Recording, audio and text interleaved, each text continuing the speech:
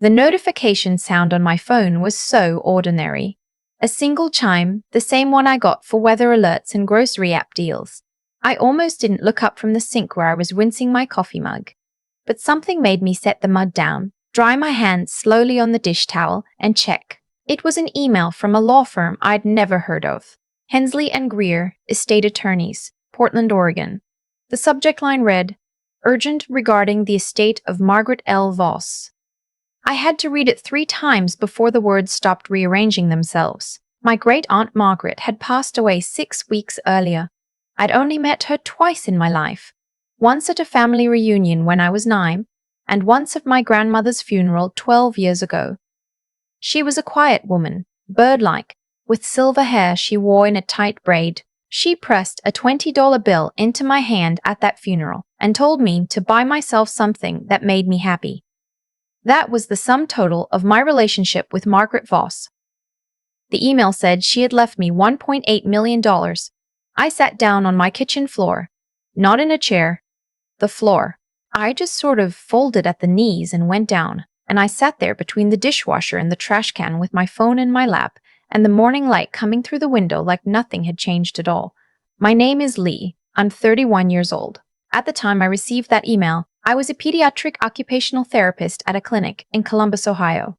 I made $54,000 a year before taxes. I drove a 2017 Honda Civic with a cracked dashboard that I kept meaning to get fixed. I had $6,200 in savings and $28,000 in student loan debt. I was not someone things like this happened to. The next morning I called the number on the email, half expecting someone to tell me it was a scam. It wasn't. Margaret had been methodical and private about her finances. Her entire life, she'd invested quietly for decades, owned property in 2 states, and had no children of her own. For reasons the attorney couldn't fully explain, she had chosen me, a grandniece she barely knew. She left a note, the attorney told me. His name was Mr. Hensley, and he sounded like a man who had delivered both good and terrible news, so many times that his voice had settled into a permanent neutral. She wrote that she always admired how you didn't complain, that you went quietly about your life. She said she wanted the money to go to someone who wouldn't be ruined by it. I didn't say anything for a long moment. "Ms. Voss," he said. "Sorry," I said. "I'm here." He walked me through everything. The timeline, the taxes, the transfer process. He strongly recommended I retain a financial advisor and an estate attorney of my own before touching a single dollar. He mentioned something called a blind trust. He was patient and thorough. And when we hung up, I sat in my car in the clinic parking lot for 20 minutes before I went inside to see my first patient of the day, a 5-year-old boy who was learning to button his own coat. I watched his small hands work at that button, and I thought, nobody can know about this. It wasn't a plan, exactly. It was more like a reflex, a self-protective instinct that rose up before I'd even consciously thought it through. Because the moment I let my mind go to the people in my life, my mother, my older brother, my sister-in-law, my 2 closest friends, I felt something cold move through me. Not suspicion, exactly, more like caution, more like the memory of 100 small moments I'd never let myself add up before. My mother calling me the stable one, in a tone that was more demand than compliment.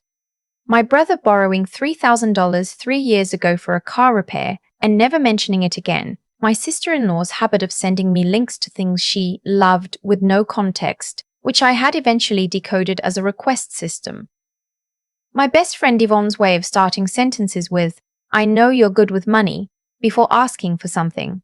I love these people. I want to be clear about that. I love them the way you love the furniture of your life, with the kind of deep, unexamined attachment that only becomes visible when you imagine it gone. But $1.8 million is not a small thing to keep secret, and the question of who deserved to share in it was not one I could answer from my kitchen floor. So I said nothing. I followed Mr. Hensley's advice and hired my own attorney, a woman named Miss Patton, who had an office near downtown and a framed cross-stitch on her wall that read, "Document everything."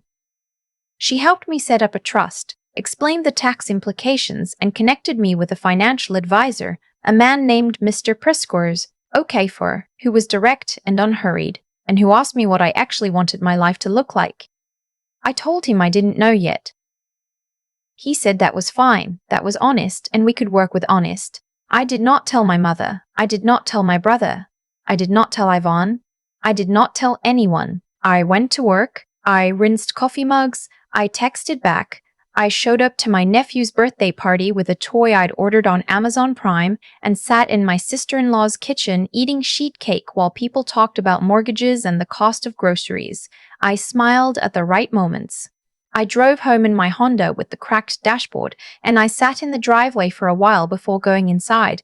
It was one of the loneliest stretches of my life, those first 2 months. Not because I was unhappy exactly, but because I was carrying something too large to hold alone and too risky to put down. Then my lease was up, and I told my landlord I wouldn't be renewing. I didn't buy a house yet. Ms. Patton and Mr. Okafo both suggested I wait a full year before making any large, visible purchases. So I rented a nicer apartment, 2 bedrooms, in a quieter neighborhood about 20 minutes from where I'd been living. It was $400 more per month than my old place. I told my mother I'd gotten a small raise. She said, "Good for you," and moved on to asking whether I'd called my uncle about Thanksgiving.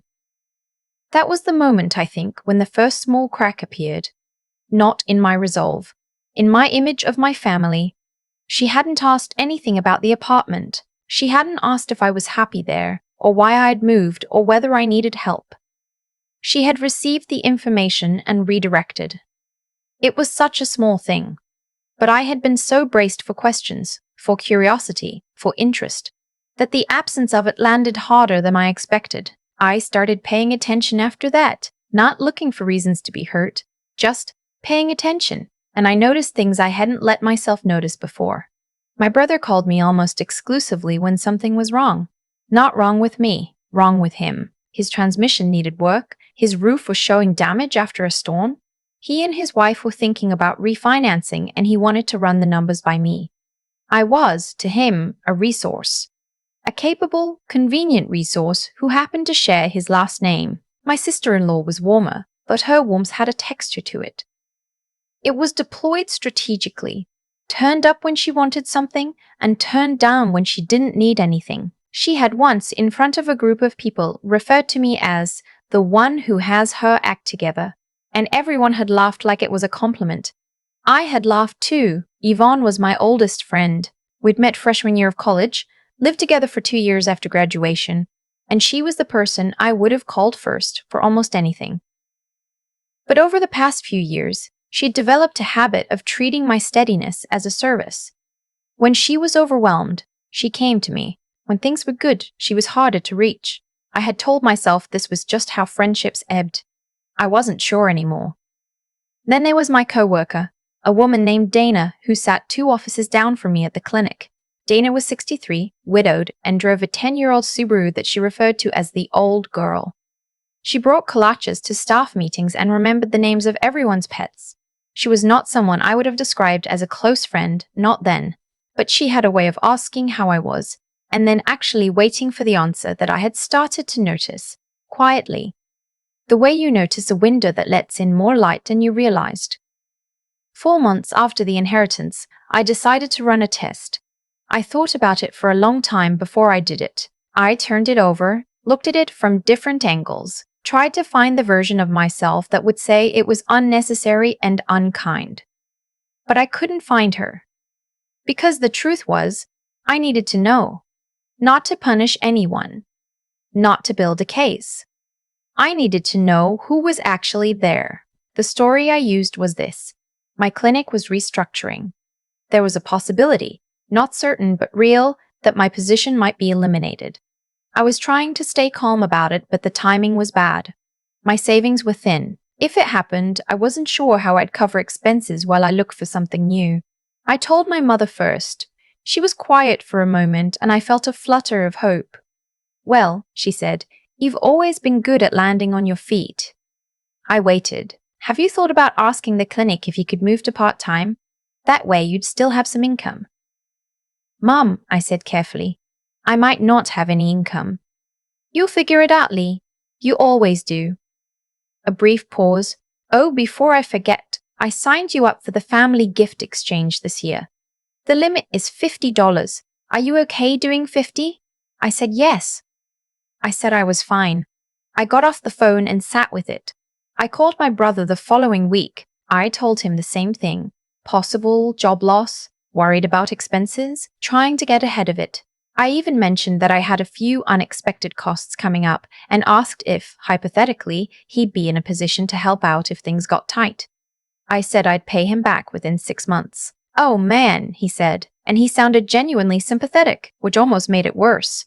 "That's rough timing. You know things are tight for us right now too. Alicia's been on me about the basement renovation, and we just had the HVAC serviced. It cost us almost $4,000. "I understand," I said. "You could probably pick up some part-time work, right? Like consulting or something. You're so good at what you do. Clinics are always looking for contractors." "Yeah," I said. "Maybe. Let me know how it goes," he said. "You'll be fine. You're the toughest one in this family." I wrote down what he said. Not because I was keeping a formal record, just because I knew I'd second-guess myself later, and I wanted to have it in writing. I tried Yvonne next. I chose a Tuesday evening, called instead of texted because I wanted to hear her voice. I laid it out the same way: job uncertainty, thin cushion, nervous about the next few months. "Oh no," she said. "That's so stressful." "It really is," I said. "I feel like this is the year everything is happening at once," she said. And somehow the conversation had pivoted to her own work stress, her apartment lease coming up, a fight she'd had with someone she was dating. I listened for 20 minutes. At the end, she said, "Sorry, I totally hijacked your thing. You'll be okay though. You're always okay." There it was again. You're always okay. You'll figure it out. You're the tough one. I hadn't known until I started testing it how load-bearing that image had become, how much they'd all built on the assumption of my competence. Not because they were cruel, because I had let them. Because I had been reliable for so long that reliable had stopped being something they noticed and become something they simply expected. My sister-in-law at least was honest about it, in her way. When I mentioned the job situation to her, I ran into her at my nephew's soccer game, told her briefly, watched her face. She said, "You know, this could actually be a good opportunity to reassess. I've always thought you were undervaluing yourself professionally." It was a perfectly reasonable thing to say. It was also entirely useless to someone who had described being afraid about money, and she knew that. I drove home from that soccer game in the particular silence that comes after you've confirmed something you were hoping to be wrong about. There was one more person I needed to test. Dana, from work. I didn't plan it as carefully. I wasn't even sure I was testing her exactly. It felt less calculated than the others, more like I was just talking to someone and the truth came out. We were both staying late to finish documentation, and she made us both tea without asking, and I told her the same story I'd told everyone else. Job uncertainty. Worried about money. Not sure what I'd do. Dana set her mug down and looked at me. "How bad is it?" she asked. "Like, give me a number bad, or I'm just scared bad." "Or I'm just scared bad." I paused. "Somewhere in the middle, honestly." She nodded slowly. "Okay, I want you to hear something and I need you to not brush it off. I have a little set aside, nothing dramatic, but I have it. If you find yourself in a real hole before you land somewhere new, you call me. I mean it." I looked at her. "Dana, I couldn't. I'm not asking you to decide right now," she said. "I'm just telling you the door's open, that's all." She picked her mug back up and asked me about a patient we'd both been working with, and we talked about that for the rest of the evening. She didn't bring it up again. She didn't make it into something. I drove home and cried in my car for 10 minutes, not sad crying, the other kind. In the weeks that followed, I thought about what I'd learned.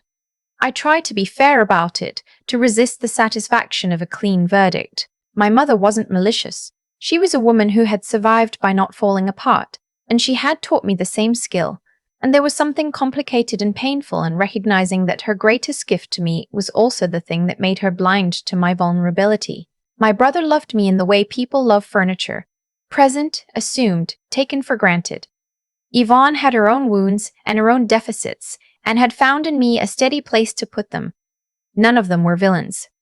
but none of them had shown up. Dana had shown up. Without hesitation, without conditions, without making me feel small for needing something. Dana, who didn't know me at the level they knew me, who had no history with me, who had nothing to gain. Dana had offered. I thought about Margaret, my great aunt, and what she had written in her note. I wanted the money to go to someone who wouldn't be ruined by it. I hadn't understood that sentence fully when Mr. Hensley read it to me. I was starting to understand it now. Being ruined by money doesn't just mean spending it recklessly. It means letting it confirm the worst version of every relationship. It means using it as a verdict. I didn't want to do that. I wanted to do something harder, to see clearly, and then to choose. I transferred to a different clinic in February. I told everyone it was a better opportunity, more room to grow, and that was true enough. I had also, quietly, begun the process of buying a house, a small craftsman in a neighborhood I'd always liked, with a front porch and a yard that needed work, and a kitchen with actual counter space. Miss Moss, Patton, and Mr. Okafor had both said I was ready. Before I closed on the house, I called Dana. I told her the job situation had worked out. The restructuring hadn't touched my position after all, and I thanked her for what she'd offered. She said she was glad it worked out, and then asked if I wanted to come over for dinner that weekend, that she was making her mother's chicken and dumplings and had made way too much. I said yes. In March, I sent my brother a text. Hey, you still owe me $3,000 from 3 years ago. I'm not going to bring this up again, but I wanted you to know that I remember. I sent it on a Wednesday afternoon and then put my phone face down on my desk and went back to my work. He didn't respond for 4 days. Then he wrote, Lee, I didn't realize you were still thinking about that. I'm sorry. Let me make it right. He sent a Venmo request that weekend for the full amount. It wasn't an apology exactly, but it was something. I didn't tell him about the money. I didn't tell my mother or Yvonne or anyone. I moved into my house on a Saturday in April with a moving company I'd hired and Dana, who showed up with kolaches and her reading glasses and helped me unpack the kitchen while we listened to old episodes of a true crime podcast she liked. My mother called that evening to ask how the move went. Great, I said. Really good. Where did you say this place is? Near Clintonville, I said. You should come see it sometime. Of course, she said. Maybe this summer. She moved on to something about her neighbor's tree and a dispute about the property line. I sat on my new porch after we hung up. It was one of those early spring evenings when the air still has an edge, but the light is soft, going gold at the edges. My yard needed serious work. There was a section along the back fence where something had clearly tried to grow once and been choked out, and I thought I might try to fix that. Plant something there. I had $1.8 million in a trust, and a woman who brought me kolaches and asked follow-up questions, and a house with a porch where the light came in just right. I thought about what it cost to find out what I'd found out. The months of silence, the loneliness of carrying it, the test I'd run and what it had returned. I didn't regret any of it. Margaret had said she wanted it to go to someone who wouldn't be ruined by it. I was starting to think that what she'd really meant was that she wanted it to go to someone who would look at it clearly, who would let it be a lens and not a weapon. I was trying to be that person. I didn't always succeed, but I was trying, and for the first time in longer than I could remember, I was sitting in a place that was entirely mine and no one was expecting anything from me. And the evening was quiet, and that was enough. I keep thinking about that dish towel, the way I dried my hands so slowly before I picked up my phone to read that email. Like some part of me already knew that whatever came next was going to require steady hands. What I didn't know was that the real inheritance wasn't the money. It was the clarity. I used to think that the people who loved you were simply the ones who'd been there the longest. My mother, my brother, Yvonne, they'd accumulated years with me. Holidays, crises, inside jokes, shared history. That felt like proof of something. But time, I've learned, isn't the same as attention. And attention isn't the same as showing up. The years were real. But so was the silence on the other end of the phone when I told them I was scared. What my brother did, deflecting to his HVAC bill, his basement renovation, wasn't cruelty. I want to be honest about that. It was habit. I had been so consistently capable that my need had become unreadable to him. He didn't know how to respond to a version of me that required something because I had never let that version exist for long.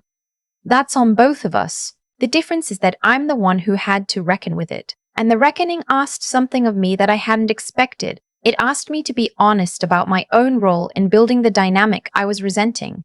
I had been the stable one because I had chosen over and over to perform stability. I had lent money without follow-up. I had listened through Yvonne's spiraling without saying I was tired. I had answered every question about where to eat, which mortgage to take, how to handle the difficult conversation.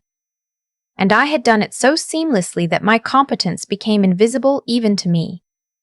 You cannot quietly resent people for taking what you've silently offered. That's the thing about integrity, the real kind.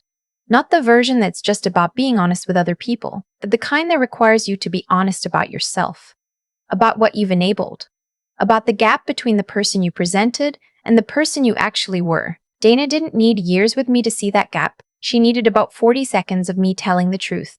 And she responded not with advice, not with reassurance, not with a pivot to her own problems. She responded with an open door. If you find yourself in a real hole, you call me. That kind of clarity takes something. It takes the willingness to look at another person and actually see them, not the useful version of them, not the version that reflects well on you, just them. I think about that a lot when I'm on my porch in the evenings now, the one that needed work when I moved in, the one I've slowly been fixing. There's something to be said for patience with things that need tending. The yard along the back fence that had been choked out, I planted something there in May. It's coming in slow, but it's coming. The hardest kind of strength isn't the kind that powers through. It's the kind that knows when to go quiet, when to observe, when to wait for the true thing to show itself. That's what those months of silence cost me and gave me at the same time. I sat with uncertainty long enough to see clearly, not perfectly, but clearly enough. And clearly enough, it turns out, is sufficient.